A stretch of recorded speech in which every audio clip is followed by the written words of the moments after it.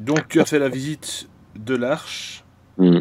Tu nous parlais aussi, tu nous évoquais éventuellement cette machine là tout de suite, là, donc de générateur de trous noirs, si je puis dire, de matière noire. Matière noire, oui. Et comme ils m'ont Euh, expliqué, ouais, c'était en fait une machine qui permettait, comme ils m'ont expliqué, c'est qu'en fait nous avons commencé à percevoir cette fameuse matière noire, mais elle reste, on va dire, théorique parce que personne n'a réussi à en capturer. Voilà. Tandis que eux, avec leur machine, avec leur savoir, leur technologie, ils ont réussi. Et ça, c'est une source d'énergie d'une taille colossale. Je me souviens, j'avais vu le spectacle d'Alexandre Astier, l'exoconférence. J'ai trouvé ça bon marrant. Il y avait quelques passages comiques, ouais. Je l'ai trouvé assez ironique. C'est ça que j'avais pas aimé. Voilà, comme son final, hein, tout le monde s'en fout. Oui, bien sûr. Ouais. Euh, bon, il est loin d'être idiot, cet artiste, mais je trouve Pris un que raccourci là, quoi, hein, je veux dire, il a pris un raccourci ouais, et je pense qu'un peu d'humilité, ça lui ferait pas de mal. bah ouais, ça c'est clair. Ouais. Et il disait, voilà, pourquoi vous avez dépensé l'énergie d'une étoile pour aller toucher les coucougnettes d'un mec? Par rapport, quand il avait évoqué le cas des Hills.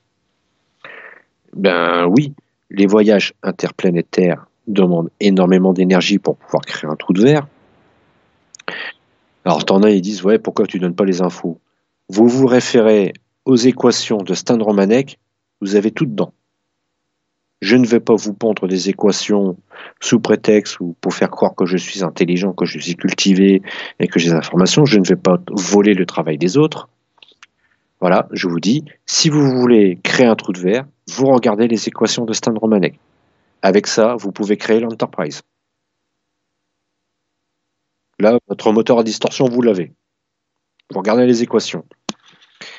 Ben, ça demande énormément d'énergie. Donc, la matière noire la fournit allègrement. Donc, ça leur coûte quasiment que dalle de créer un trou de verre. Après, tu as le truc des avant-postes. Comme ils disent, pourquoi ils s'emmerderaient à faire des années-lumière pour venir nous voir, nanana. Et on est en train d'observer votre civilisation. On est en train de l'étudier. Il faut qu'on soit sur place. Ouais, c'est logique. C'est logique. Est-ce que tu vas t'emmerder à surveiller un système solaire qui se situe à 50 millions d'années-lumière? Il te faut un avant-poste pour que tu puisses réagir sur place dans la minute qui suit. D'où les installations lunaires. D'où les installations sur Terre. Ben, qu'est-ce qui se passe? On a mis en place des avant-postes dans votre système solaire pour pouvoir observer votre civilisation. Et de temps en temps, les vaisseaux interplanétaires font les voyages pour amener la nourriture, pour amener le matériel. C'est tout. Et c'est pareil, par exemple, pour les bases sur Terre. J'ai entendu un pseudo-ufologue bien connu, hein, il me file de l'urticaire ce mec-là, ouais, qu'on va pas citer, qui disait, ouais, les bases secrètes, c'est du n'importe quoi, pour les livraisons de packs d'eau. Ça se verrait, les allers-retours des camions, mais il n'a pas pensé une seule seconde, comme quoi les engins sont capables d'être invisibles à l'œil nu, parce qu'ils changent de fréquence, qui sont capables de traverser la matière, donc tu n'as pas besoin d'une interface ou d'une porte pour passer à travers une montagne. Tu as l'exemple parfait de l'OVNI qui est rentré dans le volcan. Voilà, ça c'est un exemple parfait. Tu as une base juste en dessous, l'engin change de fréquence, il passe à travers la matière, et arrivé à la base, il rechange sa fréquence. Voilà, c'est simple comme bonjour. Est-ce qu'on va, franchement, on a la base, elle est cachée sous terre, on a besoin de matériel. Est-ce qu'on va faire venir un engin que tout le monde va voir arriver au-dessus pour livrer le matériel? C'est super discret. Mais lui, avec son bulbe rachidien digne d'un poulpe ménopausé rachitique shoot à la bière, il n'est même pas foutu de comprendre ce truc comme ça, tu vois.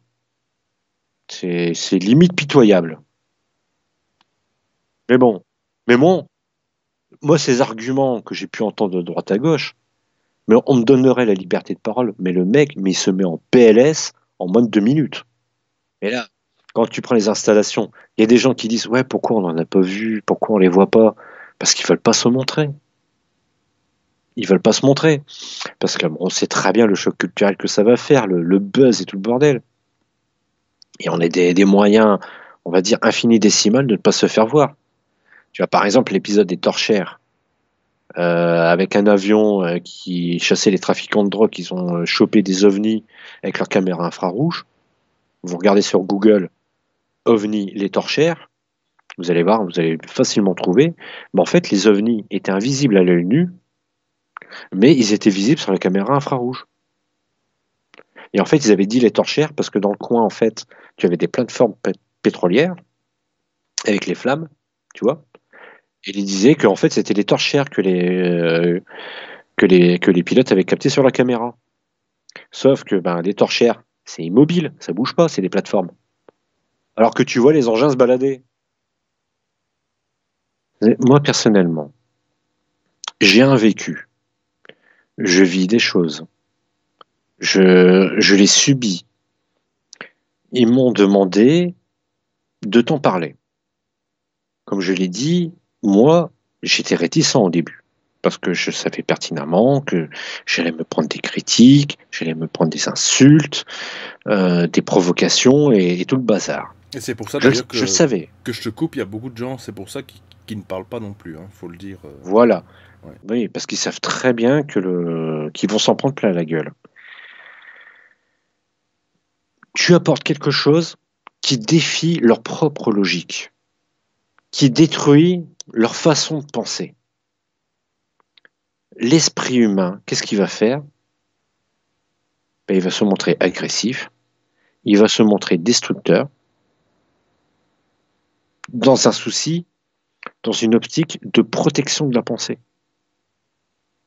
Quand tu es convaincu de quelque chose, que tu lui apportes la preuve par A plus B que c'est faux, la première réaction, c'est la mauvaise foi et l'agressivité.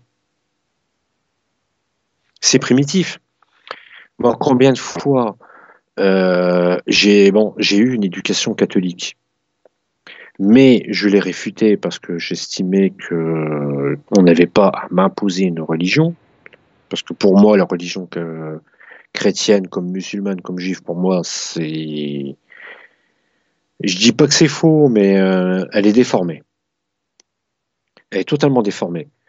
Ah ben, combien de fois j'ai eu des prises de bec avec mon père par rapport à la Bible? Il était chrétien, hein. Il n'était pas fanatique, mais il était chrétien. Et il me faisait une démonstration d'une mauvaise foi pas possible pour réfuter mes arguments. C'est parce qu'encore une fois, c'est ce que je te disais hors antenne, c'est que c'est un... Comment est-ce que je vais dire ça? C'est un refuge pour l'esprit, quoi, pour l'âme. C'est une sorte de confort dans lequel Voilà. les humains Il est dans sa grotte, tout va bien. C'est ça. Et malheureusement, si tu casses la grotte et que tout d'un coup tu lui montres qu'il y a le soleil, Voilà. avec ces beaux rayons de soleil qui font du bien, bah, ces gens-là, malheureusement, c'est vrai que quand vous restez dans le noir pendant une heure ou deux, bah, tu fais l'expérience. Bah, tu fais l'expérience, ça éblouit, ça fait mal, quoi. Voilà, ils paniquent et ils préfèrent rester auprès du feu. Voilà, et ça c'est indéniable. Et c'est dans toutes les situations. Alors, je sais que j'avance des choses qui peuvent leur paraître aberrantes, qui peuvent leur paraître totalement fantasmagoriques. Pourtant, je dis ce que j'ai vécu, je dis ce que j'ai vu. Après, c'est à eux d'en faire le travail d'étude et de compréhension et qu'ils arrivent à se remettre en cause. Tout à fait, ouais. Ça, c'est un début de premier de cet entretien. Et comme je le dis toujours, on ne doit pas obliger les gens à te croire, à croire je n'oblige à des théories. Personne. Bah non, absolument pas. Je l'ai déjà dit, je n'oblige personne. Si le mec n'est pas capable, de faire le chemin lui-même, je ne vais pas le faire à sa place. Absolument pas, non. Toi, tu as eu la conviction, il n'y a pas tellement longtemps, avec l'observation que tu as fait en septembre. Ah oui, mon Dieu, oui. Ça. Je te l'avais dit que tu allais faire une observation. Oui, tu me l'avais dit, ça c'est vrai. Je confirme. Voilà, je te l'ai confirmé. Donc, Tu me l'avais dit en question, privé, mais c'est vrai. voilà. Oui, Mais tout à fait. question, preuve, je pense qu'on peut pas faire mieux. Non, non, c'est clair, parce que en plus de ça, je m'attendais pas du tout à faire une Voilà. observation. Hein. Non. Tu t'y attendais pas, je te l'ai dit, surveille le ciel, ça va pas tarder. Bing, ça t'est arrivé. Je te l'ai prédit. Et d'ailleurs, petite parenthèse éditoriale, c'est que si les auditeurs qui nous écoutent ont fait des observations cette année, ça m'intéresserait soit qu'ils l'indiquent en dessous de la vidéo, en commentaire, soit sur Oui, Facebook, en privé, peu importe, mais je crois que 2016 a été une année quand même fort voilà. charnière en Qui observation. le disent, qui Voilà, brisent le mur du silence.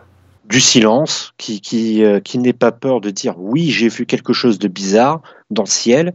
Qu'est-ce que c'est? Et de l'omerta dont est sujet justement l'ufologie, dans le sens que voilà, tout ça, ça n'existe pas, etc. Et, voilà, je crois qu'il faut Voilà. oser passer le pas. Et ça peut toujours se faire de façon, je le répète, anonyme, comme toi, Dan, tu le fais. Voilà. Ben oui, Comme quoi, il y a moyen, quoi. Il y a moyen et de oui, il y a parler. tout à fait moyen. Il prend un pseudo. Voilà, j'ai vu telle chose, un peu bizarre, étrange. Je n'arrive pas à comprendre ce que c'est, mais qu'ils le disent. Parce on en a de plus en plus de vidéos et de photos, d'observations, de vagues. Ça monte crescendo en ce moment. Ouais, exact, exact. Et ça, c'est voulu.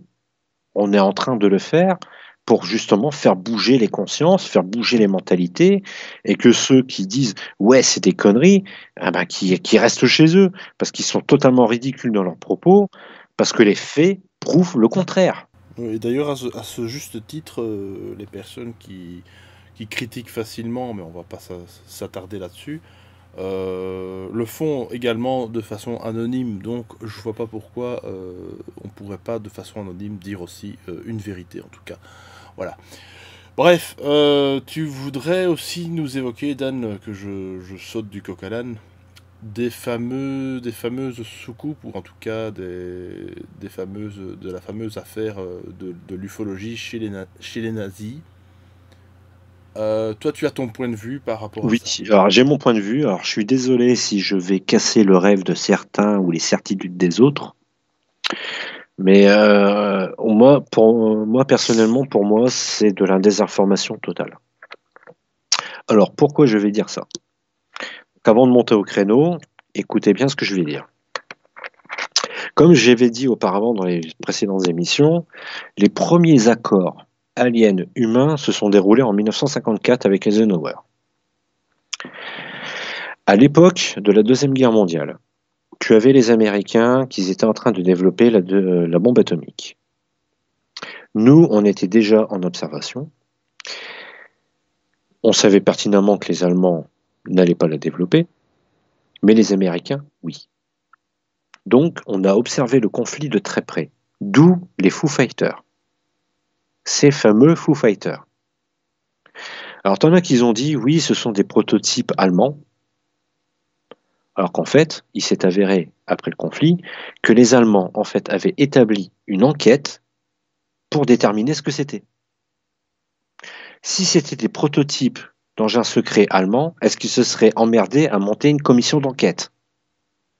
Déjà, là-dessus, je pense qu'il y a un point à marquer pour nous. Ensuite, à la fin de la guerre, ces fameux Foo Fighters ont disparu. Il y a eu quelques observations qui ont été faites au Japon suite à Hiroshima et Nagasaki, parce qu'ils avaient observé les réactions.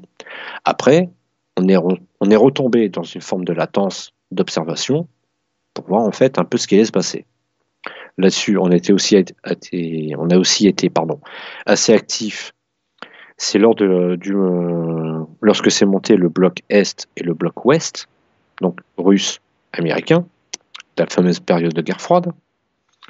Et on a eu l'incident en 1947, chose qui a tout accéléré sur les accords et puis les échanges de technologies.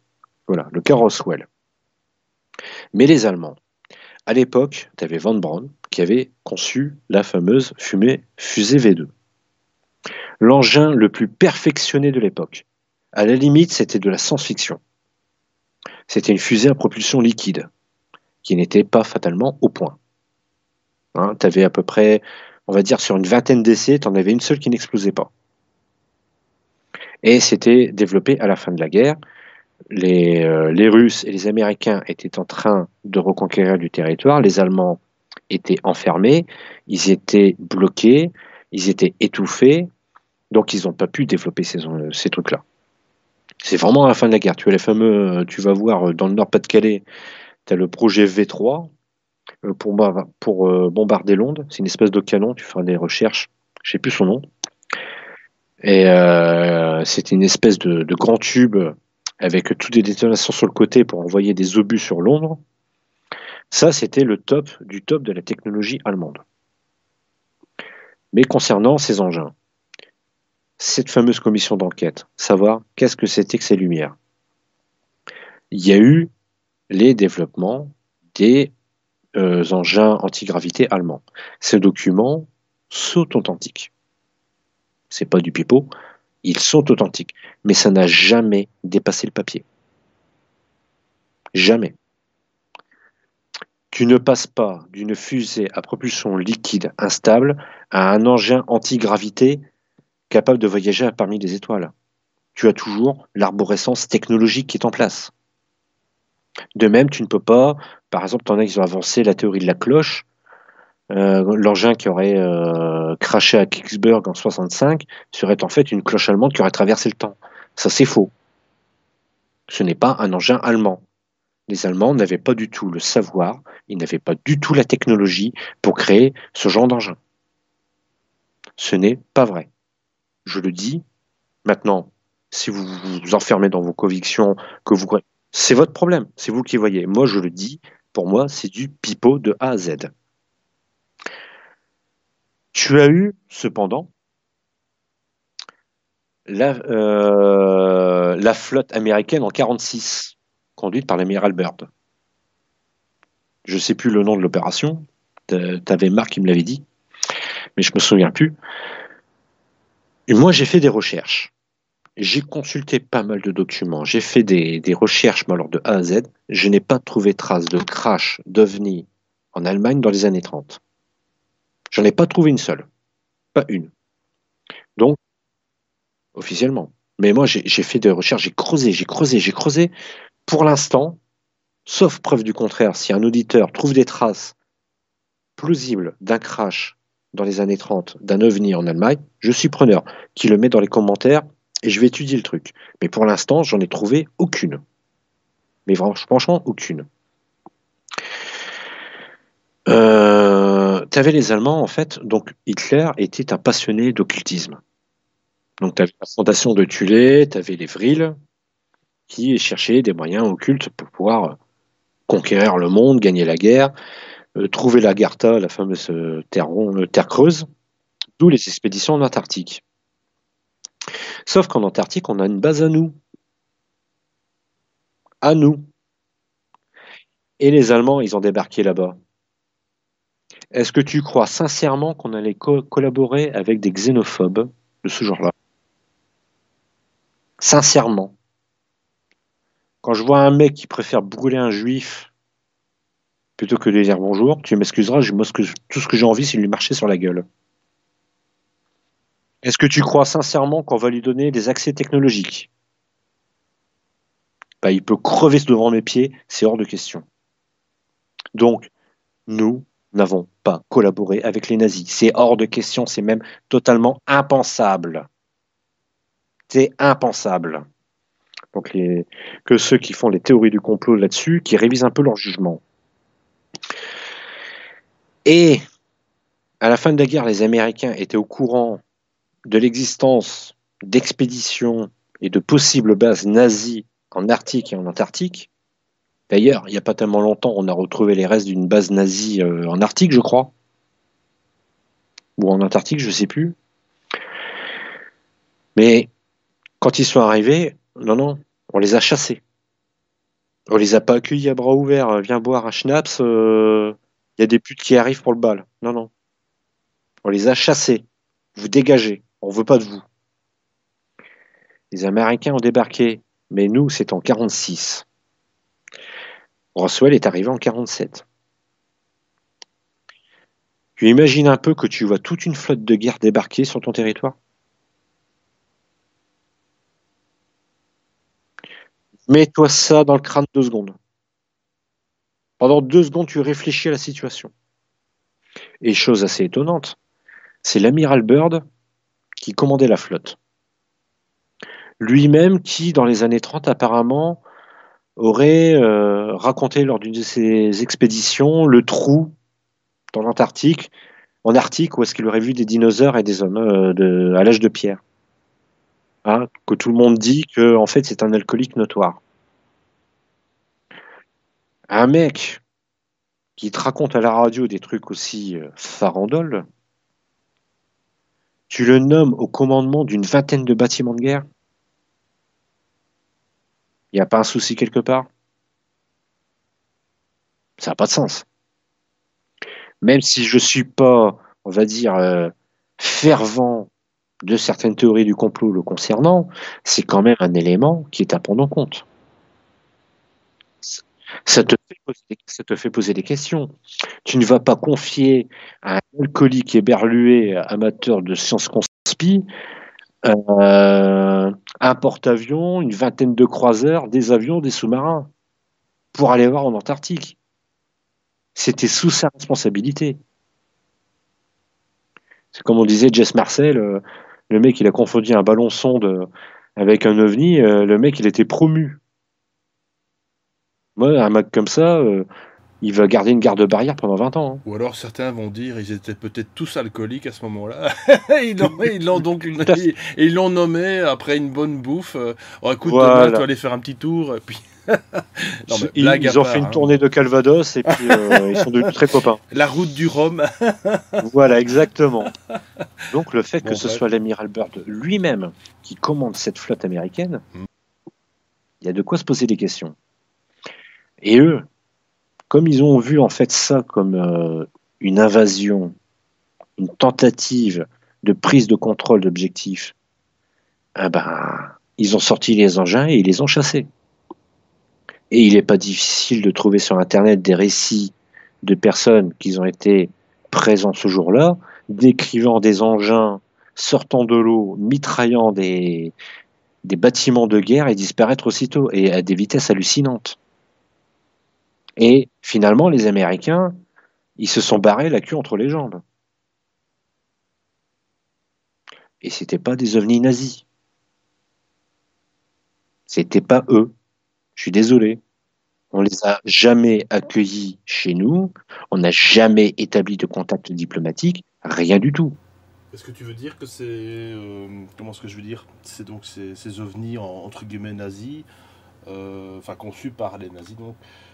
C'est juste de la poudre aux yeux, c'est juste... C'est de la poudre aux yeux. Ouais. C'est de la poudre aux yeux, et les Américains, en fait, ils ont appuyé dessus pour dire, vous voyez, les ovnis, en fait, c'est de fabrication humaine. C'est de la pure désinformation. Désinformation, voilà. C'est pour détourner, effectivement, le fait voilà, que exactement. Les ovnis... Pour moi, personnellement, c'est de la désinformation complète. C'est limite, d'ailleurs, et d'ailleurs, on le voit dans certains documents... photos notamment, puisqu'il n'y a pas autre chose, il n'y a même pas de document vidéo. C'est une espèce de propagande en fait. On le voit clairement, c'est assez ridicule quoi. On peut pas imaginer une seconde voir ce vril allemand là, je sais pas comment ce qu'on appelle. Ce truc volé, c'est de la tôle et du boulon quoi. C'est exactement. Il n'avait pas du tout la technologie et le savoir nécessaire pour construire ces engins. Je suis désolé. Voilà, je crois que même une 2 chevaux pouvait à mieux voler. Quoique...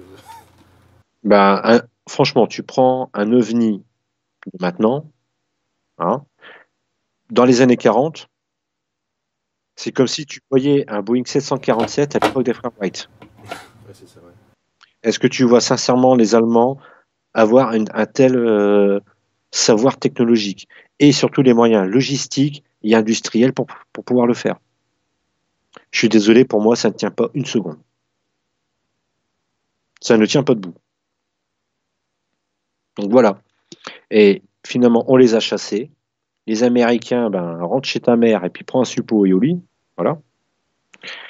Et c'est là qu'ils ont pris conscience qu'apparemment, il y a des choses qui sont bien au-dessus. Et les premiers accords ont eu lieu en 1954. Et le premier engin antigravité fabriqué par des humains est le TR-3B dans les années 80. Voilà. Pas avant. Les nazis n'ont jamais développé d'engin antigravité. C'est faux, c'est archi faux, c'est du pipeau. Et t'en as, ils sont tellement enfermés dans leur certitude qu'ils clament ça comme une vérité. Et puis, de toute façon, limite, on pourrait peut-être même aller au-delà de tout ça et se dire qu'en fait, si c'est si important la cause nazie, c'est à croire vraiment que, limite, oui, les nazis ont créé les ovnis. Ce sont peut-être des gens qui aiment bien la cause nazie, justement, qui disent ça finalement. Cause nazie, ou alors pour un peu les défendre et puis dire que voilà, eux ils étaient pas nécessairement. Pas nécessairement. Je dirais plutôt, ce sont des gens en fait qui se sont fiés à des articles écrits par n'importe qui sur n'importe quoi.com et qui l'ont affiché comme une vérité. Moi, tu vois, c'est pas compliqué. Moi, si tu veux, je te fais la démonstration. Je te rédige un article sur les Illuminati. Tu vois, je prends 2-3 documentations sur le net, je t'en fais un article, j'insère de l'ufologie, j'insère du spiritisme, j'insère du satanisme, je t'en fais un beau micmac, je le mets anonymement sur un site. Au bout de 6 mois, tu le verras partout et des gens diront que c'est un article authentique.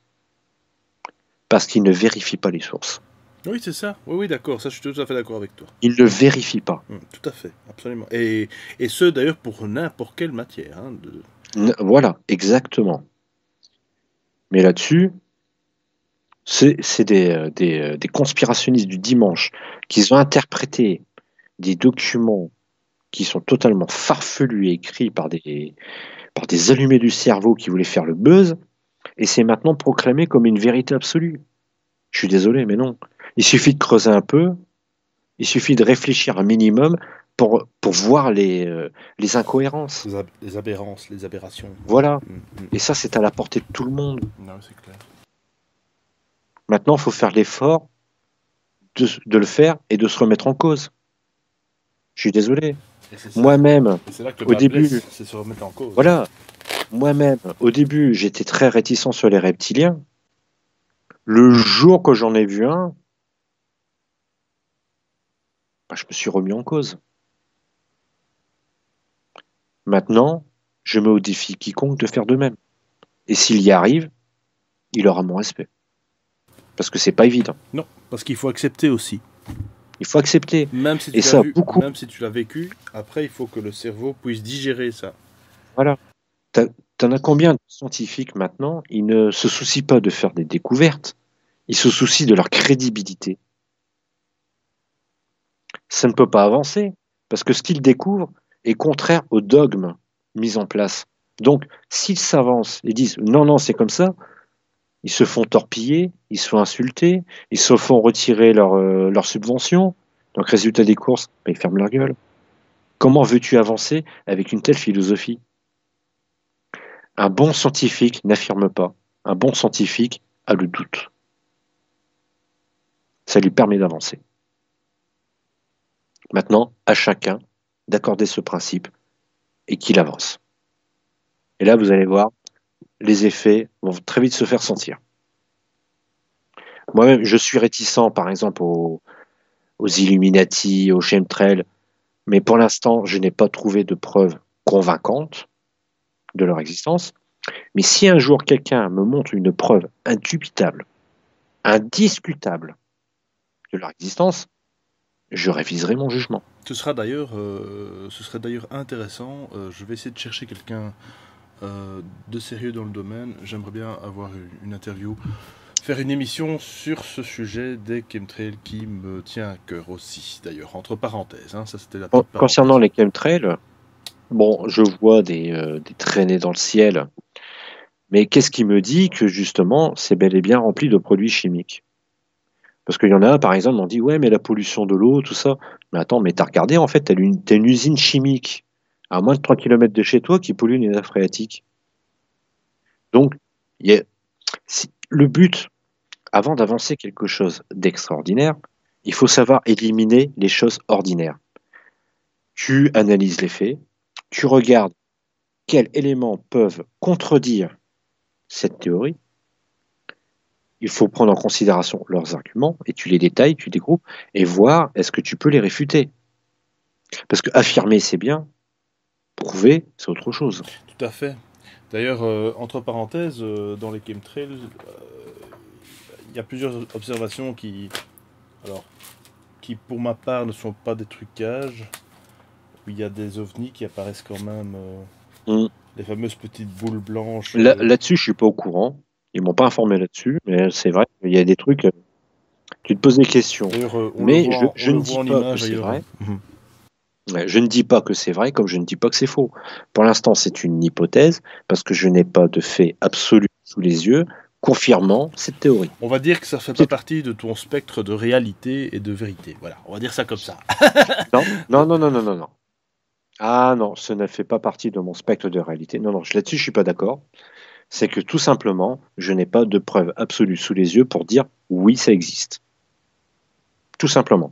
Demain, tu me présentes une preuve indubitable que les chemtrails sont bel et bien des poisons répandus dans l'air, je réviserai mon jugement. Là, ce que tu m'as dit auparavant, ça c'est le discours d'un dogmatique. Je réfute quelque chose. Non, je ne réfute pas. Je mets ça sous la case hypothèse. Oui. Soyons bien clairs là-dessus. Mais dans ta réalité à toi, parce que ça tu peux pas dans ma réalité. Parce que ça tu peux pas l'imposer à tout le monde non plus. Hein, je ne l'impose pas. C'est pas dans ma. Non. Soyons bien clairs là-dessus. Ce n'est pas que ce soit pas dans ma réalité, c'est que simplement je n'ai rien. Je n'ai rien pour affirmer que c'est vrai. Tout à fait, mais moi je vais pas te l'imposer non plus. Hein, mais tu me l'imposes pas. Mais moi je ne vais pas imposer comme quoi c'est faux, parce que je refute que c'est dans ma réalité que ça n'existe pas. Non, c'est faux. Pour l'instant, je n'ai rien qui le prouve. Mais c'est toujours une possibilité. Ce que je veux dire, ce qui est important ici de souligner, c'est que, comme tu le sais, il y a des gens qui sont pas d'accord avec toi, mais ça, on va pas en reparler parce que c'est pas intéressant. Mais ce qui est intéressant de dire, c'est aussi que chacun a le droit de penser comme il veut, encore une fois, et comme je le dis toujours, dans le respect, dans la non-diffamation, non-vulgarité, et Là, tu parles d'une utopie. Parce que donner son opinion maintenant, c'est limite, tu fais une déclaration de guerre. Mais, comme je l'ai dit auparavant, je ne ferme pas la porte. Alors, non pas pour essayer de m'attirer des auditeurs en parlant des chemtrails, des Illuminati, non, je ne vais pas défendre un sujet sur lequel je n'ai pas de certitude sur quoi défendre. Est-ce que tu vas affirmer quelque chose sans preuve? Déjà que pour l'instant, ton sujet principal de l'abduction et de l'hybridation est déjà quand même apparemment difficile à digérer pour certains. Je crois pas que tu vas encore t'attirer encore un peu plus de foudre en rajoutant un petit peu de piment. J'en ai rien à foutre. Ouais. Moi, je les emmerde. S'ils croient pas mon histoire, mais c'est leur problème. Moi, je ne suis pas là pour convaincre. Je suis là pour donner mes informations. Maintenant, vous en faites ce que vous voulez, c'est tout, terminé, fini, au revoir. Si je voulais fonder une secte, ça se saurait. Alors, ce qui est intéressant, pour revenir aux, disons, nazis, ufologues, là, les ufologues nazis, on va les appeler comme ça, ou les ufologues nazes, hein, pour qu'on rigole un coup. Les gros cons. Voilà. C'est que... d'après toi, quelque part, ce que tu es en train de nous dire, c'est que ils n'auraient pas fait, effectivement, ils n'auraient pas pactisé avec les nazis, dans le sens qu'en fait, ce sont des personnes, des personnes. Ces nazis sont des monstres de toute façon. Oui, c'est bien. Des monstres. Et que même si une race dite supérieure, mais pour le coup, qu'est-ce que supérieure, mais en tout cas en technologie, ne va pas aller, comme tu dis, pactiser avec des gens pareils, quoi. Donc en fait, quelque part, même au-delà du fait que certains, comme tu nous l'as décrit durant toutes ces vidéos, que les petits gris, les grands gris, les reptiliens et consorts, on n'a pas parlé aussi des bons, entre guillemets, extraterrestres, même si leur hostilité n'est pas très présente, est justement présente, pardon, euh, c'est pas pour autant qu'ils vont aller pactiser avec des gens qui sont malfamés par rapport à leur race à eux, à savoir les humains. Déjà, premièrement, tu prends par exemple les Grisetas et les reptiliens. Est-ce que tu crois sincèrement qu'ils avaient besoin des nazis pour conquérir le monde? Pas du tout. Donc déjà, une bande de guignols xénophobes et racistes au possible, non, je suis désolé, on n'en veut pas. Et puis d'ailleurs, ça nous est totalement inutile. Après, est-ce que tu crois sincèrement, par exemple, les Orions, les Pléiadiens, tout ça, ils auraient établi des accords avec des gens qui brûlaient des livres et qui faisaient cramer dans des fours crématoires des personnes parce qu'ils étaient des appartenances juives? Sincèrement, Non, c'est moi, parce que un mec je veux qui souligner. m'affiche une croix Ouais. gammée, je lui en tarte la gueule dans le mur.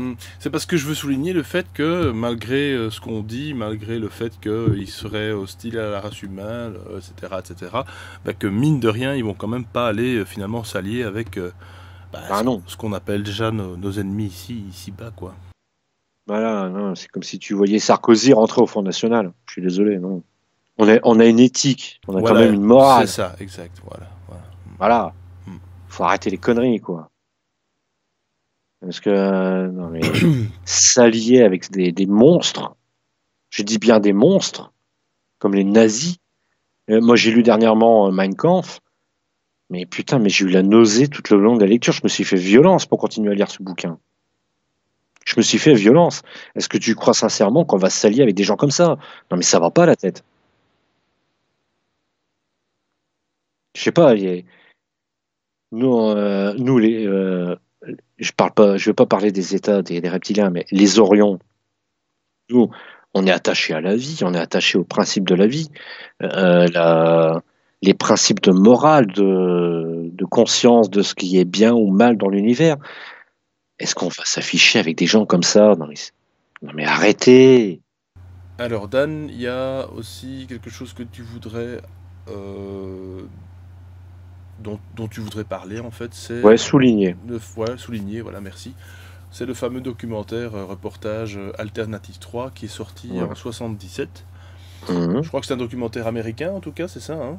Britannique. Britannique, d'accord. Alors je le connaissais pas du tout, mais je Mhm. sais que d'après ce que tu m'as dit, il a fait beaucoup de bruit, beaucoup de... Alors du côté effectivement, bah, encore une fois, des personnes qui ne croient pas à tout ça, il y a eu beaucoup de critiques, et même je crois même du côté des gens qui sont dans l'ufologie, ont décrété que ce documentaire était un petit peu du pipeau. Voilà. Bah, il y en a qui le disent, mais aussi la chaîne, c'était BBC, je crois, qui disait que c'était un canular. Alors, tu as eu par exemple le documentaire Objectif Lune. Donc quoi, Stanley Kubrick aurait filmé tout ça. Alors qu'en fait, il suffit de faire une recherche internet. Quand tu tapes le nom du réalisateur, tu tombes sur, en fait, sur Dailymotion, tu as une conférence qu'il a lui-même guidée. Et en fait, il explique qu'il avait trafiqué les images et les audios pour monter en fait ce qui était un canular. Comme quoi, il voulait démontrer qu'avec n'importe quoi, on pouvait faire croire tout ce qu'on voulait à n'importe qui. C'était le but, en fait. Et moi-même, je le sais, j'ai pu voir, les Américains ont bel et bien été sur la Lune. Donc, moi, ce documentaire, pour moi, c'est du pipeau. Mais sur Alternative 3, il y a eu deux choses, en fait, qui m'ont, on va dire, un petit peu toqué. Alors déjà, c'est un documentaire, en fait, qui retrace comme quoi tu as des scientifiques, des techniciens, des gens qui disparaissent du jour au lendemain et qui sont envoyés sur des colonies sur Mars et sur la Lune comme esclaves pour travailler pour la fondation des installations qu'il y a là-bas. D'accord? Par exemple, ils veulent construire une base sur Mars, bah, il faut de la main-d'œuvre. Donc, ils kidnappent des gens, ils les emmènent là-bas, et puis jusqu'à ce que mort s'en suive ou je sais pas quoi, ah bah, ils construisent la base. Et en fait, c'est en fait un des arguments avancés dans ce documentaire, comme quoi tu as des gens qui disparaissent pour des bases fabriquées par l'armée américaine dans le système solaire. Alors, c'est clair que ça paraît gros. Tu vois, ça prend tout de suite la dimension canular. Mais il y a 2 trucs qui m'ont tiqué. Alors déjà, premièrement, tu vois en fait la scène finale, apparemment, tu as un engin qui a atterri sur Mars. Et quand tu vois la séquence, elle est plutôt réaliste. Mais à l'époque, en 1977, tout le monde était persuadé que le ciel martien était rouge. Bah, tu vois dans la vidéo que le ciel est bleu. Et quand tu vois la fluidité des décors, quand l'engin se déplace, concernant les compétences techniques à l'époque en matière d'effets spéciaux, j'ai du mal à croire que c'est un montage. D'accord, ok. Tu crois que Déjà, c'est difficile que ce soit une maquette, quoi. Ouais, en gros. j'ai beaucoup de mal à le croire. Après, le deuxième truc, et là, franchement, là, j'ai eu le cerveau en ébullition. À un moment donné dans le documentaire, tu vois un des journalistes qui discute avec un ancien officier du KGB. On est en 1977, donc en pleine guerre froide. À un moment donné, il parle de la catastrophe de Medellín. Est-ce que ça te dit quelque chose? Moi, pas du tout. Alors, en 1960 ou 1961, il y a eu ce qu'on appelle la catastrophe de Medellín. À l'époque, tu avais Valentin Grouchko et Sergueï Korolev, les 2 principaux instigateurs du programme spatial russe. L'un était concepteur de fusées, l'autre fabriquait les moteurs. Ils étaient en pleine compétition entre deux pour avoir, on va dire, les faveurs du Kremlin pour financer le programme spatial. Et tu avais Valentin Grouchko, lui était le concepteur des moteurs. En fait, il a voulu concevoir un prototype de son cru pour, on va dire, écarter son rival et avoir les pleins crédits sur la conquête spatiale. Et c'était, en fait, il utilisait un moteur spécial avec un carburant très spécial, mais hautement inflammable et corrosif. Les mecs étaient obligés de porter des masques à gaz pour faire le plein. Et ce qui s'est passé, c'est que tu avais des membres du parti qui étaient là. C'est passé à la base de Baïkonour. Il y a eu une étincelle. Ce carburant hautement volatile et inflammable s'est embrasé. La base a été rasée. Il y a eu 130 morts, dont des membres du parti. Ils ont dû reconstruire la base. Cet événement a été déclaré secret défense par l'Union soviétique. Et ça a été divulgué dans les années 90 suite à la suite à la chute du mur de Berlin. Pardon. Voilà. Ouais, ouais. Il en fait mention dans ce film en 77. D'accord, donc en fait, il déclare quand même déjà une vérité avant le... Comment le mec qui était censé tourner un canular pouvait avoir cette information? Qu'on m'explique. Et dans quel but est-ce qu'il l'aurait même divulgué via un documentaire? Tu te poses la question, tu te demandes. Moi-même, je ne le sais pas. Mais ce qui est censé être un canular, il te donne une information classée secret défense. Il n'y a pas un truc quelque part? Il n'y a pas quelque chose qui cloche? Il te la présente sur un plateau d'argent, en fait, et encore une fois, à qui sait voir, qui sait entendre. Et malheureusement, et malheureusement à cette époque-là, ça a été sans doute décrié comme étant de la science-fiction. Il ne faut pas oublier que 77, c'est aussi la sortie du fameux Star Wars. Oui, exactement. La guerre des étoiles, donc voilà. Alors au début, tu sais, tu fais pas gaffe, tu fais pas attention.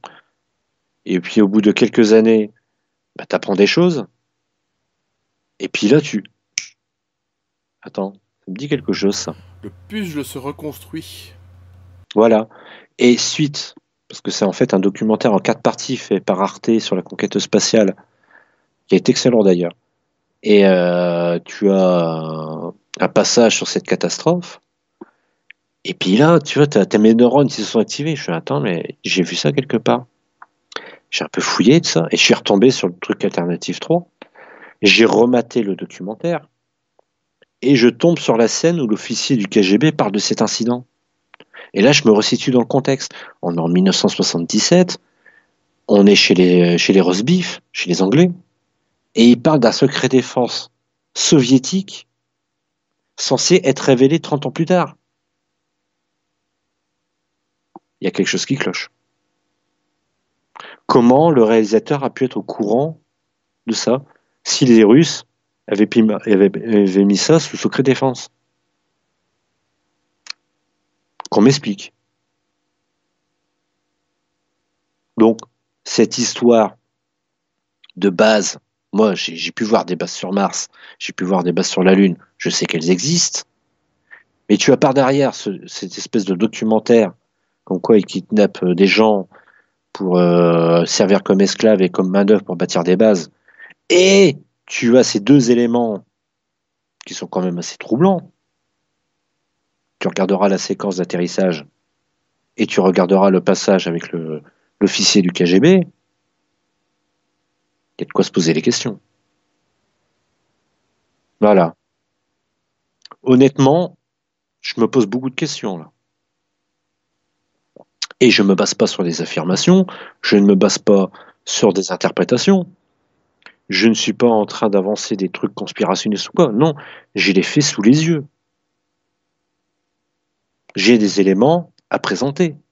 Donc Alternative 3, ben, je connais absolument pas ce documentaire. Je pense qu'il a été un peu oublié. C'est vrai qu'on fait jamais attention à l'ufologie russe non plus. Très intéressante, entre parenthèses. Elle mérite de s'y pencher. Oui, beaucoup. Vraiment, il y a beaucoup de cas. Tu apprendras pas mal de choses. Ouais, t'inquiète pas. Moi j'aime beaucoup, ouais, clair. Et donc voilà, donc c'est encore une fois un élément... plutôt troublant. Alors, est-ce que ça peut donner une piste à certains ufologues, à certains chercheurs, de gratter là-dessus pour donner des informations viables, qu'ils le fassent. Ce qui serait intéressant, par exemple, bon, mais ça encore une fois, c'est pas trop ton créneau, ce serait de connaître un petit peu l'identité de ce réalisateur.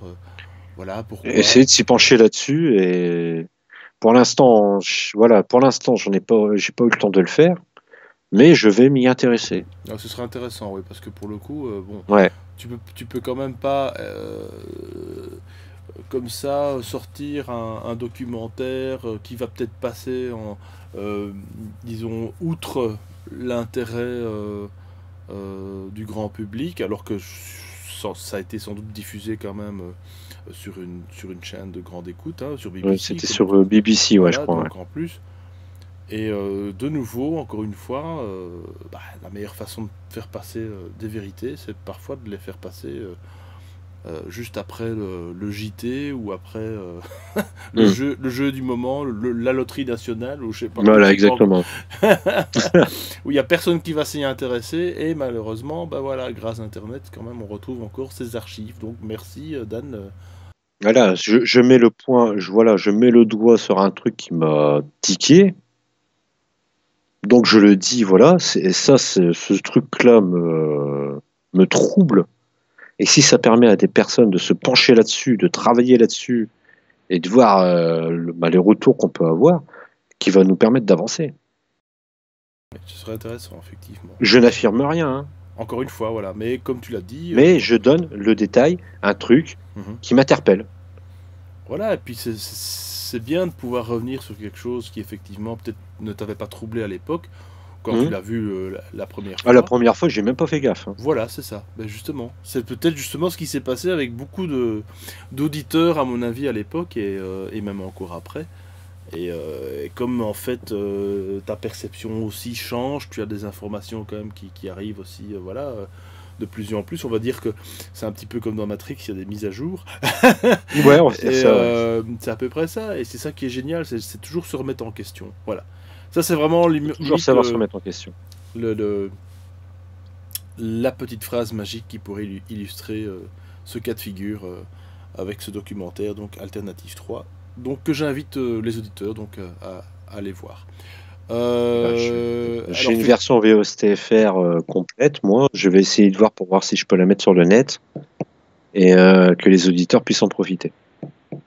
Je vais voir ce que je peux faire. Parce qu'effectivement, donc d'après mes recherches et les tiennes aussi, il y a une version sous-titrée française, mais ils l'ont un petit peu. Alors je sais pas qu'est-ce qu'ils ont fait. Ils ont chiadé l'encodage. Ils ont chiadé l'encodage et ils ont, on dirait un roman photo un peu ridicule. Par contre, vous pouvez avoir des versions complètes, mais en version originale. Donc pour ceux qui maîtrisent bien l'anglais, je pense que pour eux, ça ne posera pas de problème. Allez, mais ceux qui sont francophones... un petit bouquin à 6000 anglais et c'est bon. Ouais, voilà. Mais pour ceux qui sont francophones, je vais essayer de voir si je pourrais pas, à travers un compte fantôme, pour éviter de me faire retracer, mettre sur YouTube la version que j'ai, qui est complète, en VOSTFR, qui était fait par Rock Soccer Top Secret Magazine à l'époque, que j'avais pu obtenir, et la mettre sur le net. Comme ça, les gens pourront voir par eux-mêmes ce que j'avance. Ou au pire, si les gens veulent se procurer le CD de Rock, et ben voilà. Je suppose qu'il c'est un ancien numéro. C'est un ancien numéro, donc je pense qu'ils vont peut-être avoir un petit peu de mal à se le procurer. Ils vont voir sur le site. Peut-être qu'il est épuisé, j'en sais rien, je sais pas. Ouais, moi j'ai pas d'idée là-dessus non plus, puisque je connaissais absolument pas le documentaire, donc voilà. Merci pour l'info en tout cas. Voilà. Maintenant, voilà. Si vous pouvez creuser là-dessus. Et surtout, ça nous apprend quelque chose, c'est qu'il faut parfois revenir sur le passé pour mieux connaître son futur. Comment ce gars a pu avoir cette information? Ouais, c'est ça. Je serais curieux de savoir comment il a pu faire. On va creuser. Secret défense. Défense. KGB. Secret défense. Et c'est un petit réalisateur de banlieue de Londres ou de Manchester ou je sais pas quoi qui peut avoir cette information. Il y a quelque chose à creuser. Alors ce que tu disais là tout à l'heure, donc par rapport à cette base, à cette arche, donc tu l'as visité, donc ils t'ont fait quand même découvrir presque j'ai envie de dire leur façon, leur mode de vie, leur mœurs. T'en connais quand même un morceau apparemment vis-à-vis d'eux. Ouais. Est-ce qu'ils te font bien comprendre que à ce moment-là, on est bien d'accord, puisque maintenant tu es en train de nous en parler, est-ce qu'ils te font bien comprendre que c'est des choses que tu n'as pas intérêt à répéter, quoi? Ils m'ont donné l'autorisation de t'en parler. Maintenant, mais au moment où ils te font visiter ça, je suppose que... Ça non. Voilà. Ça non. Ok. Parce que sinon, je t'en parlerai pas. Mais disons qu'il y a des informations, des choses que j'ai vues, j'ai pas le droit. Alors comment ça se fait que tout d'un coup, là, en 2016, pour ceux qui écouteraient éventuellement l'émission en 2017 ou en 2018, si YouTube existe encore... Ouais, on verra. On verra. Mais voilà, donc je me projette quand même dans le futur, soyons un peu positifs aussi. Comment ça se fait que à notre époque, maintenant, enfin, il y a cette révélation. Enfin, il commence à retirer certains filtres, à lever le voile, appelons ça comme ça. C'est tout simplement une histoire d'acclimatation. Tu as eu par exemple les vagues en 1954, en 74 ou autre, même la vague en 46, les fameuses fusées fantômes en Scandinavie. Les Américains pensaient que les Russes avaient récupéré des fusées de Pénémude. Quand tu regardes en fait les BD Purple américaines de l'époque, par exemple les Flash Gordon, leur engin, en fait, ils avaient l'apparence de fusée. Donc, en 1946, quand il y a eu la vague en Scandinavie, ils parlaient de fusée fantôme. En 1954, quand il y a eu la vague en France, il y a eu pas mal d'observations sur d'engins lenticulaires et des nains. Des nains. Des personnes de petite taille, de style asiatique. Tu regarderas un petit peu au niveau BD et roman de l'époque. L'image qu'on fait de ces visiteurs extraterrestres. Tu regardes maintenant, aujourd'hui, où la conscience s'éveille sur l'aspect, on va dire, ésotérique des ovnis. le voyage astral, le corps éthérique, les multiples dimensions. Ça te met pas la puce à l'oreille? Par rapport à notre conscience? Entre autres. Lorsque tu as lu les vagues en 1890 ou ça, des airships en Angleterre, aux États-Unis, pardon. Ouais, c'est pas grave. Ouais. Quel était l'engin technologique le plus développé de l'époque? Là, tu me poses une colle, franchement, je sais pas. Le dirigeable. Ok, d'accord. Quelle description ont fait les témoins de cette vague d'airships?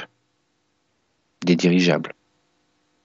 Ce qu'il y a à comprendre là-dessus, tout simplement, c'est que l'engin en lui-même prend même on va dire le pilote ou l'occupant, prend simplement l'apparence de ce qui est dans votre culture. Ok, d'accord, ok, je comprends mieux. Pour que la pilule passe mieux. Tout à fait, d'accord, ouais. Alors à ce juste titre, là je fais vraiment une parenthèse aussi. Tout simplement. Tu m'excuseras.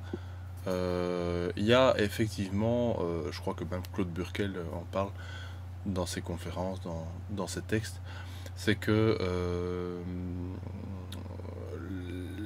certains avions que nous voyons, certains hélicoptères, certains véhicules dits terrestres seraient en fait des camouflages de certains entre guillemets vaisseaux. J'aime pas le terme, c'est un peu débile. Tout à fait. Et pour ce faire, donc il y a quand même des personnes qui ont analysé, et ça commence d'ailleurs de plus en plus. C'est une vidéo que je mettrai en incrustation, j'espère que je la retrouverai, mais elle doit être normalement là si vous la voyez, si je l'ai retrouvée. On voit un avion, tiens-toi bien Dan, tu l'as peut-être déjà vu. Et donc c'est un Boeing, hein, tout à fait classique, qui diffuse justement un chemtrail, mais bon, soit. Et parce que en fait la personne ne s'attendait pas à ça. La personne a commencé, si tu veux, à filmer le chemtrail et a voulu zoomer sur l'engin, donc l'avion, hein, qui délivre ce qu'on appelle le chemtrail. Et figure-toi qu'il a été surpris à plus d'un titre, puisque une de ses ailes à l'avion a commencé à disparaître. A disparu. Oui, j'ai vu cette vidéo. Je peux franchement te dire que jusqu'à présent, je pense que ce n'est absolument pas un trucage, puisque de manière... Peut-être un effet de réfraction de lumière. Tout à fait, d'accord. Je dis bien peut-être. Je suis pas contre la théorie. Peut-être. Ça, c'est tout à fait. Mais c'est quand même troublant. C'est troublant. C'est troublant. Mais nous, ce que nous faisons, nous adaptons notre apparence. Nous adaptons comment vous nous percevez selon le contexte de l'époque.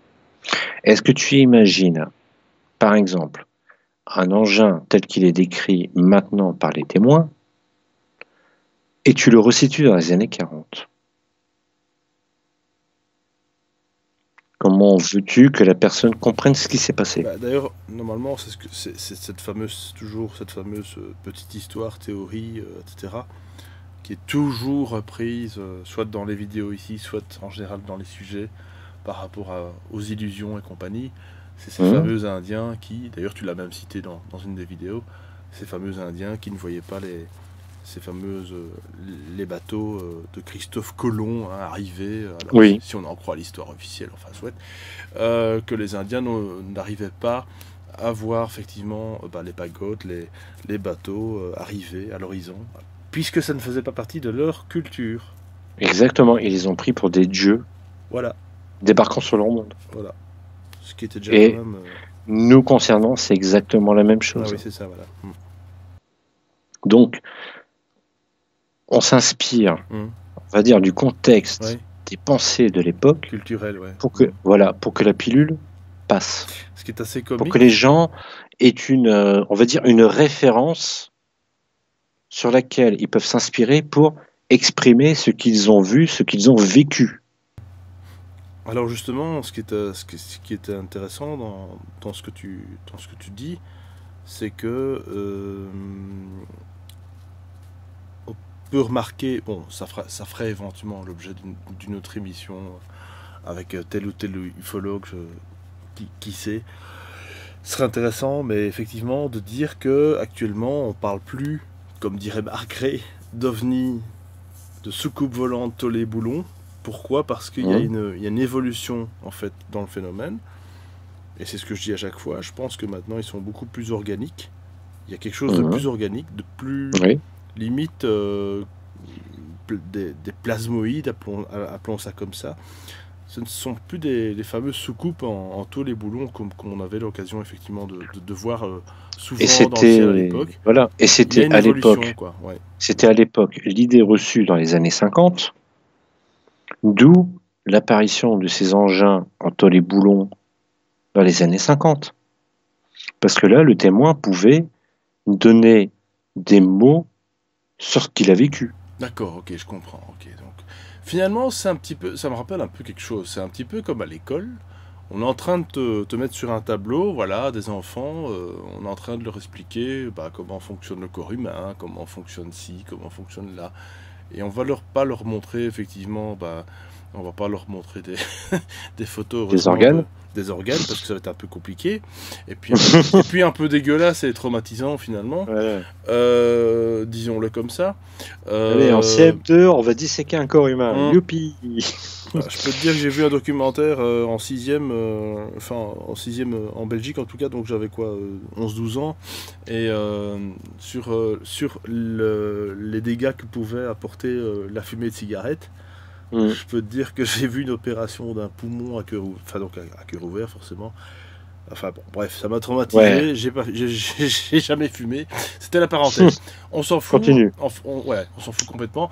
Donc c'est un peu ça en fait. C'est un peu ce que tu es en train de nous dire aussi quelque part. C'est que de l'autre côté là, on adapte notre apparence par rapport à votre contexte de l'époque. Voilà. Ouais. Pour qu'il n'y ait pas problème. De choc culturel. Ouais. Enfin, déjà, il y a un choc quelque part. Dès qu'une personne observe quand même un engin, en général, on le voit, tous les témoignages qui ont été révélés en vidéo surtout, parce que sur un texte, c'est un peu compliqué de ressentir et de jauger l'émotion ressentie. Mais sur les vidéos, en général, tous les témoins, de quelque époque que ce soit, les personnes sont affolées, quoi. Ça a vibré en eux, ça a changé leur conception, quoi. T'es face à quelque chose qui te dépasse de A à Z, tu peux pas rester stoïque, c'est pas possible. Et c'est pour ça, je dis encore aux auditeurs, n'hésitez pas à regarder le ciel, c'est gratuit. C'est gratuit. Tu fais comme moi, tous les soirs, je m'installe sur la terrasse. Mais oui. Avec un petit verre de coca, une cigarette et j'admire les étoiles. Tu verrais le nombre d'engins que je vois passer. Et malheureusement, nous sommes à une époque écran, machin, tablette et compagnie.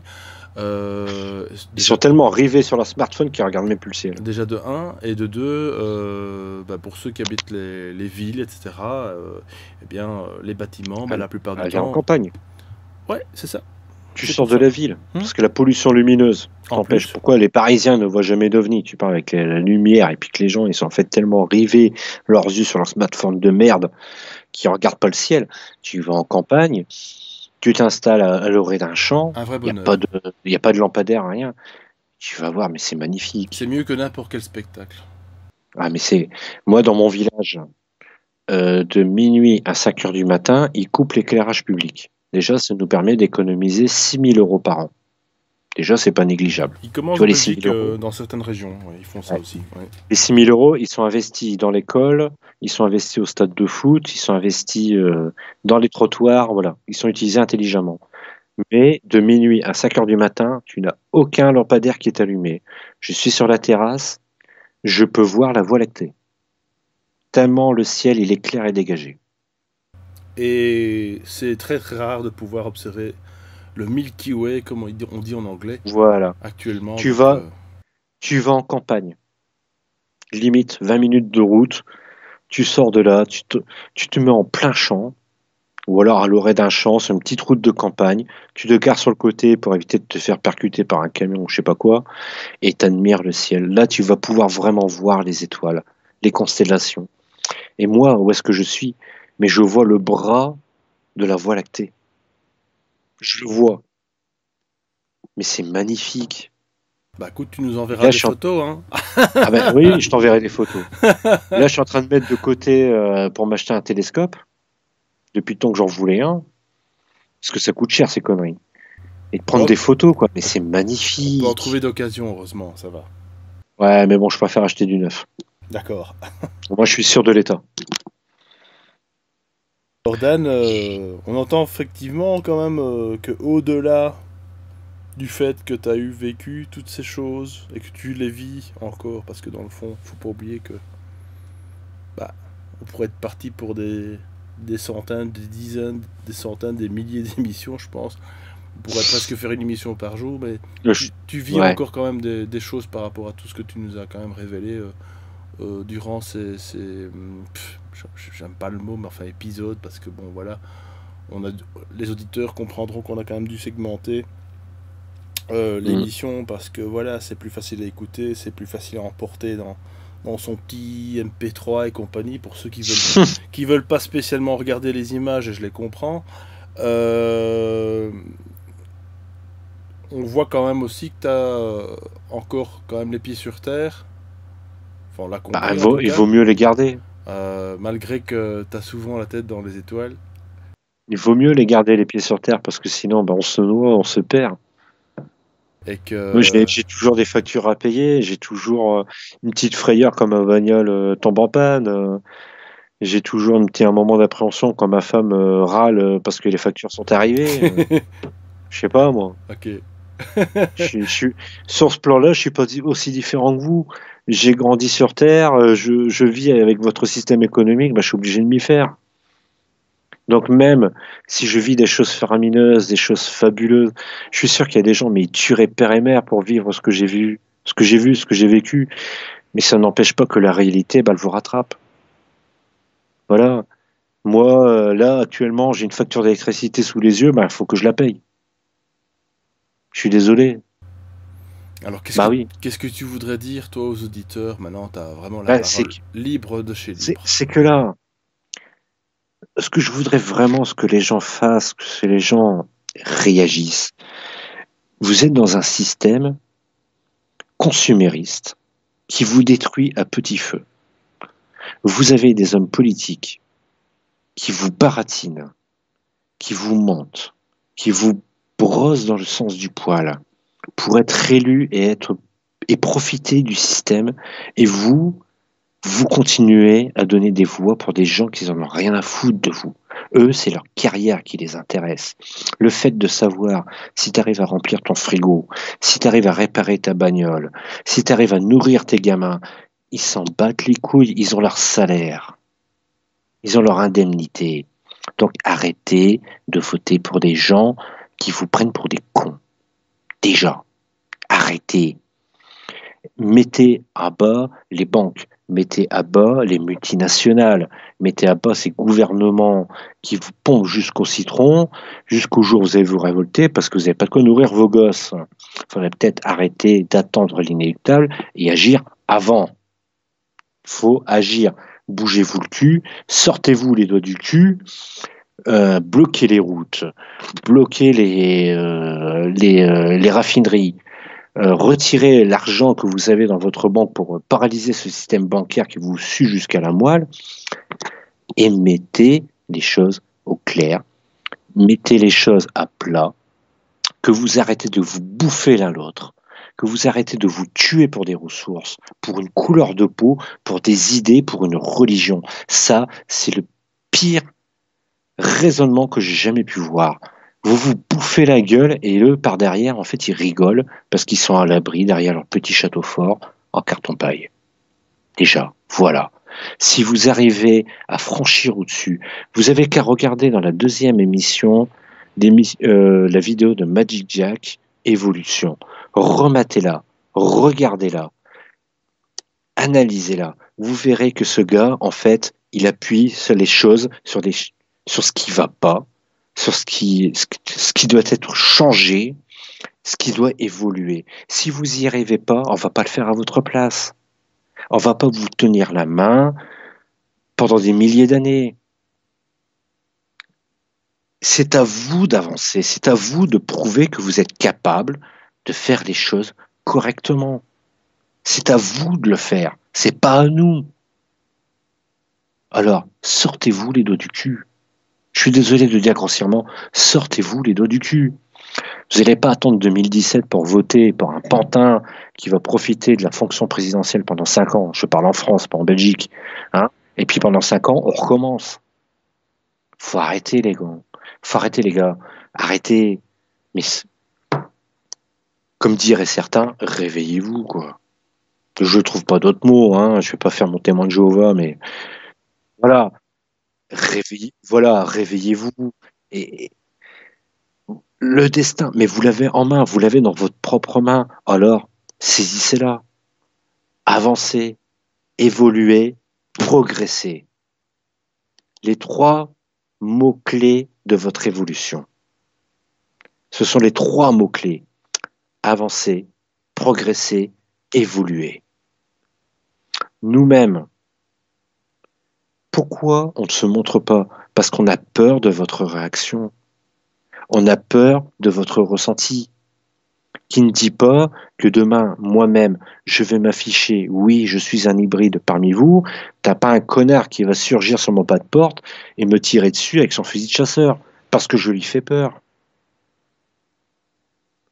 Que quelqu'un d'entre nous arrive avec dans un vaisseau spatial, paix, amour, liberté des fleurs, et t'en as un qui débarque, dégage dans mon gazon connard ou je te plombe le cul. Réfléchissez à ça. Essayez de comprendre ce contexte. Voilà.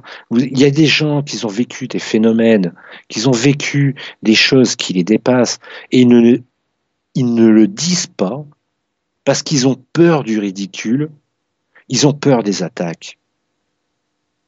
Laissez-les glisser sur le dos comme un P sur une toile cirée, comme dirait mon père. Respect, papa. Faites fi des attaques. Faites fi des provocations. Moi, quand je regarde sur YouTube, sur les émissions que j'ai avec Alexis ici présent, les attaques, des provocations, mais j'en ai à la masse. Est-ce que j'y réponds? Non, parce que comme dirait Charles de Gaulle, je parle pas aux cons, c'est les instruits. Faites de même. Avancez. Progressez. Évoluez. Vous faites ça. Et là, je peux vous dire que le contexte de votre existence va prendre une tournure que vous n'êtes pas prêt d'oublier. Voilà. Prenez-vous en main. Maintenant, je remercie Alexis ici présent de m'avoir donné la parole, de m'avoir permis de donner les informations que je devais délivrer. Malheureusement, je ne peux pas tout donner, parce qu'il y a des informations qui sont encore trop sensibles pour pouvoir vous donner. Avec le temps, avec les années, est-ce que j'aurai l'autorisation de le faire? Dans ce cas, je demanderai à Alexis la parole et on verra si ça se fera, on verra bien. Voilà, mais je te remercie Alexis. Je ne présente pas de preuves, je ne présente pas de photos, je ne présente pas de vidéos. Là-dessus, on est entièrement d'accord. Je n'ai que ma bonne foi, je n'ai que ma bonne volonté. Là-dessus, je suis entièrement d'accord avec vous. Donc si vous avez le moindre doute sur mes dires et que vous dites que je dis des conneries, c'est votre opinion, c'est votre choix, c'est votre chemin de vie. Moi, j'ai prouvé mes dires à Alexis. Il a eu son observation en septembre, comme je lui avais dit. Moi, j'ai des personnes dans mon groupe auxquelles Alexis a accès, il a pu le voir de lui-même, comme quoi je les aide à évoluer, qu'ils ont été témoins de certains phénomènes, qu'ils ont été témoins d'observations, et je ne les ai pas inventés. C'est eux-mêmes qui l'ont dit. C'est eux-mêmes qui l'ont avancé. Et Alexis, ici présent, en est témoin. Est-ce que je me trompe ou pas? Voilà. Non, pas du tout. Et ce que je rajouterais, en fait, c'est aussi l'importance.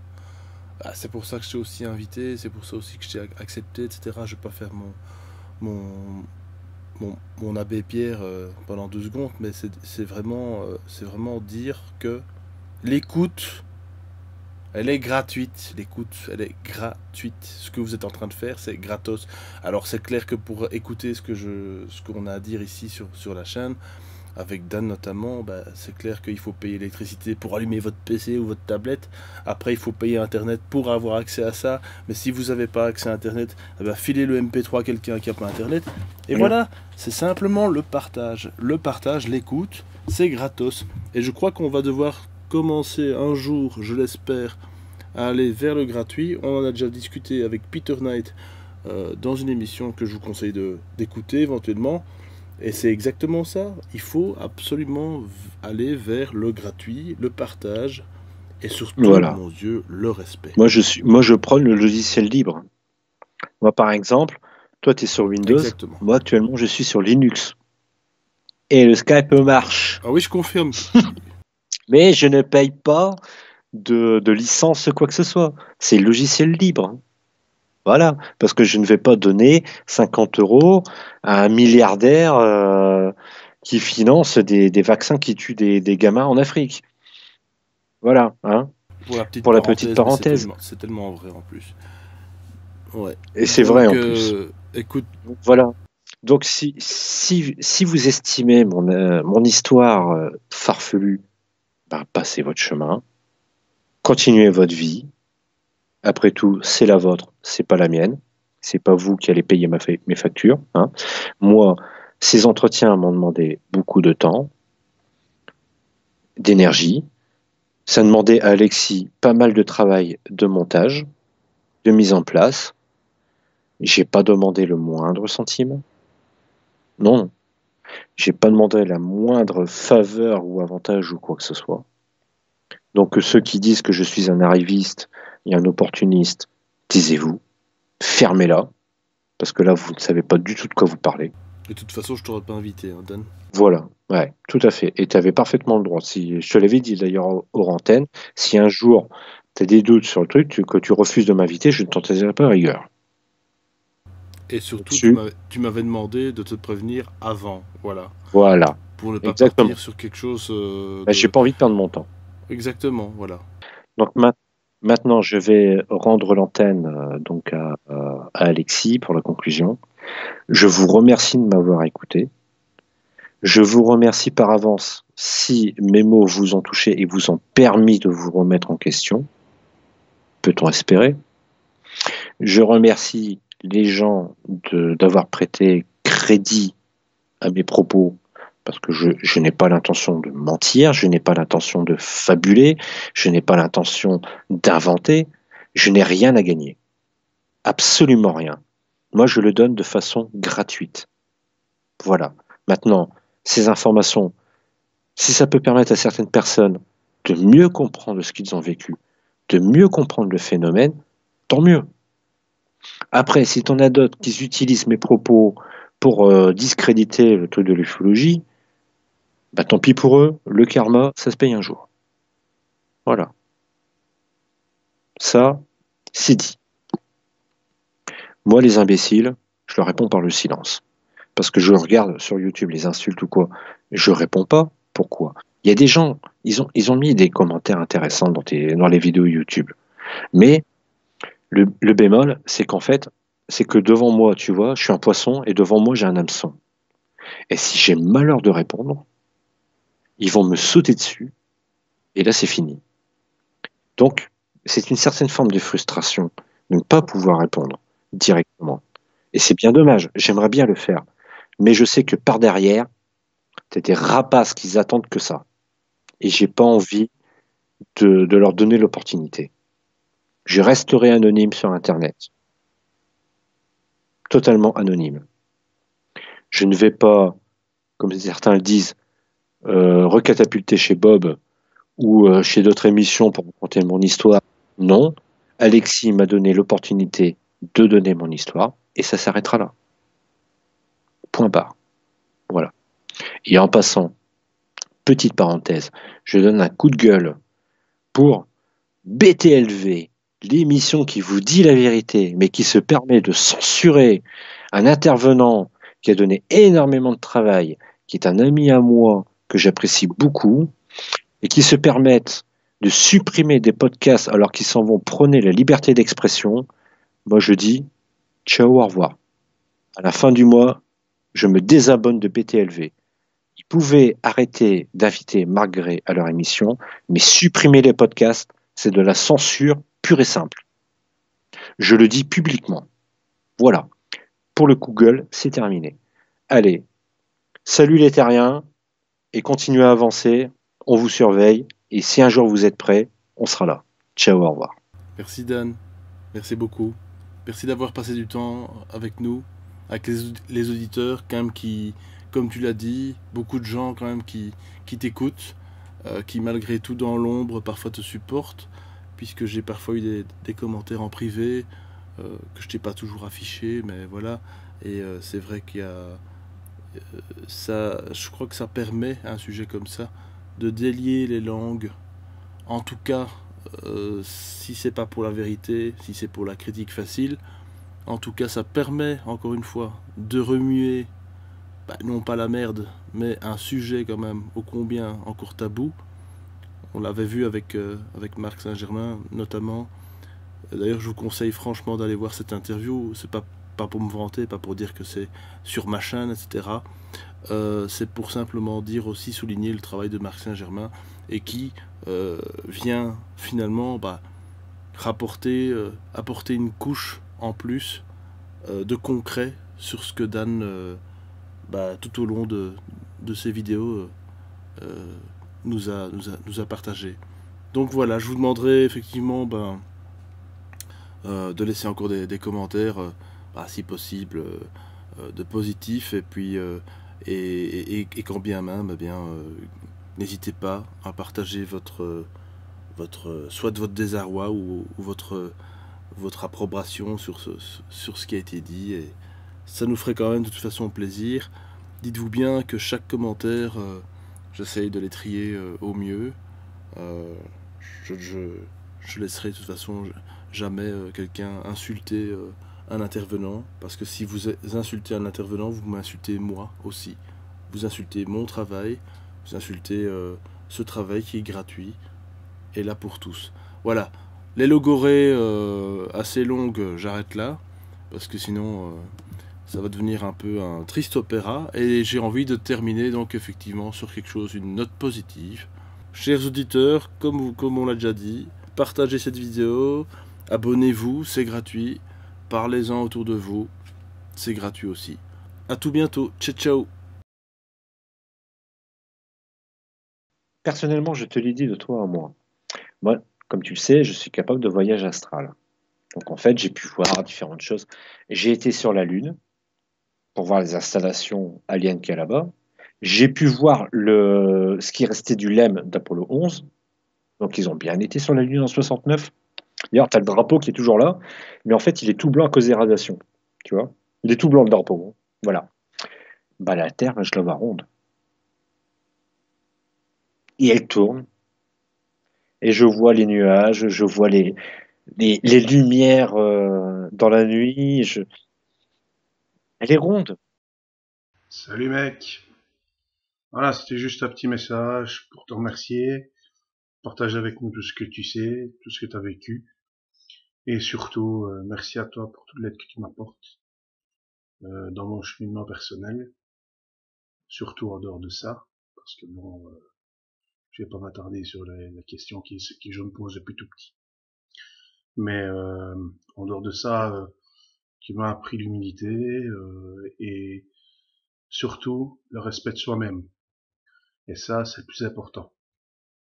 Euh, Tu m'apprends aussi à dénouer des situations que j'aurais pas pu dénouer par le passé, du fait de mes soucis de santé, entre autres, et de ce fait-là, de mon défaitisme latent. Et voilà quoi, je voulais juste te remercier pour tout ça, pour cette amitié qui nous lie depuis 2 ans malgré les réseaux sociaux, malgré la distance qui nous sépare. Et je te souhaite plein de bonnes choses en espérant pouvoir te rendre visite dans quelques mois et de partager un peu plus à ce sujet-là. Je sais que tu me reconnaîtras, donc je vais pas dire qui je suis.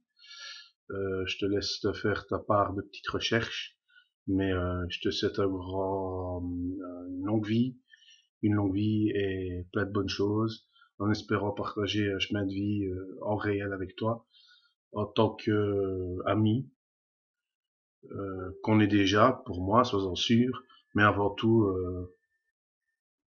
comme plus que ça, je vais dire. Ouais, tu comprendras. Allez, salut Dan.